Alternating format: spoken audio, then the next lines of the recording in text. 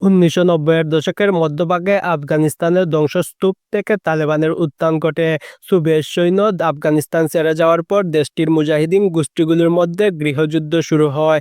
নৈরাজ্য, দুর্নীতি ও সহিংসতায় ক্লান্ত সাধারণ মানুষের কাছে তালেবান নিজেদের শৃঙ্খলা ও ইসলামী শাসনের প্রতিশ্রুতি নিয়ে হাজির হয়। ১৯৯৪ সালে কান্দাহারে মোল্লা উমরের নেতৃত্বে প্রতিষ্ঠিত এই আন্দোলন মূলত ধর্মীয় মাদ্রাসায় শিক্ষিত ছাত্রদের নিয়ে গঠিত হয়। পাকিস্তানের সীমান্তবর্তী অঞ্চলের দেওবন্দি মাদ্রাসাগুলি থেকে এসে যোদ্ধারা তালেবানে যোগ দিত এবং তারা দ্রুত দক্ষিণ ও পূর্ব আফগানিস্তানের নিয়ন্ত্রণ প্রতিষ্ঠা করে। ১৯৯৬ সালে তালেবানরা যখন কাবুল দখল করে নেয়, তখন আফগানিস্তানের নাম পরিবর্তন করে রাখা হয় ইসলামী আমিরাত অব আফগানিস্তান। তাদের শাসনামল ছিল কঠোর শরিয়া আইন দ্বারা পরিচালিত। নারীদের শিক্ষা ও কর্মসংস্থান নিষিদ্ধ করা হয়। নারীদের জন্য বুরকা পরা বাধ্যতামূলক করা হয়। সংগীত, টেলিভিশন, এমনকি দেশটিতে চলচ্চিত্র নিষিদ্ধ করা হয়।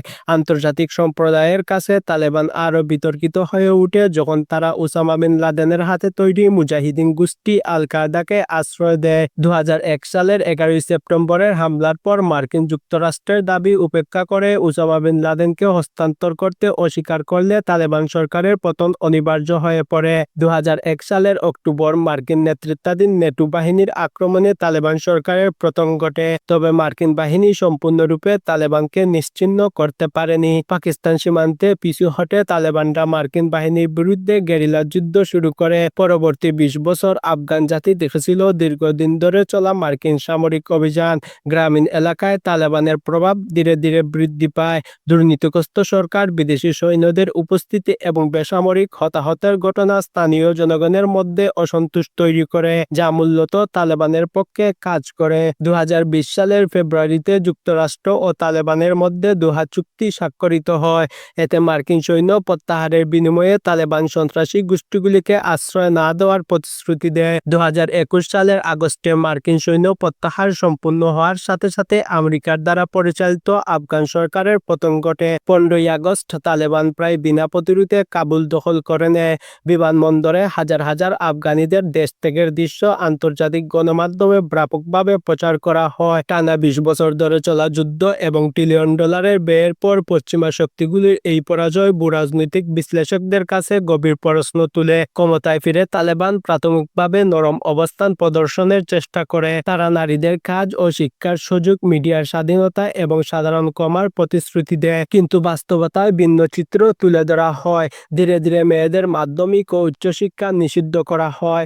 নারীদের বেশিরভাগ কর্মক্ষেত্র থেকে বাদ দেওয়া হয়। পার্ক ও জনসমাবেশে নারীদের উপস্থিতি সীমিত করা হয়। জাতিসংঘ সহ আন্তর্জাতিক সংস্থাগুলি একে লিঙ্গভিত্তিক বর্ণবাদ বলে অভিহিত করে। সাবেক সরকারি কর্মকর্তা ও নিরাপত্তা বাহিনীর সদস্যদের বিরুদ্ধে প্রতিশোধমূলক হামলার খবর পাওয়া যায়। তালেবান সরকার বর্তমানে গুরুতর অর্থনৈতিক চ্যালেঞ্জের মুখোমুখি।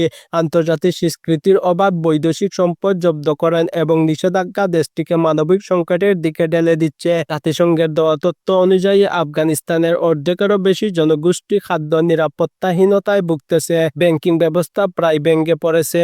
বেকারত্ব আকাশচুম্বী এবং মুদ্রার মান হ্রাস পেয়েছে। নারীদের কর্মক্ষেত্র থেকে বাদ দেওয়ায় অর্থনীতি আরও ক্ষতিগ্রস্ত হয়েছে, যেহেতু তারা স্বাস্থ্য ও শিক্ষা খাতের গুরুত্বপূর্ণ অংশ ছিল। কোনো দেশ এখনো আনুষ্ঠানিকভাবে তালেবান সরকারকে স্বীকৃতি দেয়নি, তবে চীন, রাশিয়া, পাকিস্তান, ইরান ও তুরস্ক প্রয়োজনীয় কূটনৈতিক যোগাযোগ বজায় রাখতেছে তালেবানের সাথে।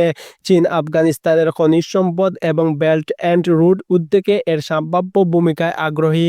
পাকিস্তানের সাথে তালেবানের সম্পর্ক খুব জটিল। তালেবানকে দীর্ঘদিন ধরে পাকিস্তানি গোয়েন্দা সংস্থার সমর্থনপুষ্ট বলে অভিযোগ করা হলেও বর্তমানে দুই পক্ষের মধ্যে সীমান্ত বিরোধ চলতেছে। তালেবান দাবি করে তারা আফগানিস্তানে নিরাপত্তা প্রতিষ্ঠা করতেছে, কিন্তু ইসলামিক স্টেট কুরসান প্রদেশে নিয়মিত হামলা চালাচ্ছে। শিয়া মসজিদ ও হাজারা সম্প্রদায়ের বিরুদ্ধে বেশ কয়েকটি বড় হামলা ঘটেছে। আল কায়দার নেতা আইমান আল জাওয়াহিরিকে ২০২০ সালে কাবুলে হত্যার ঘটনা প্রমাণ করে যে সন্ত্রাসী গোষ্ঠীগুলো এখনো আফগানিস্তানে উপস্থিত।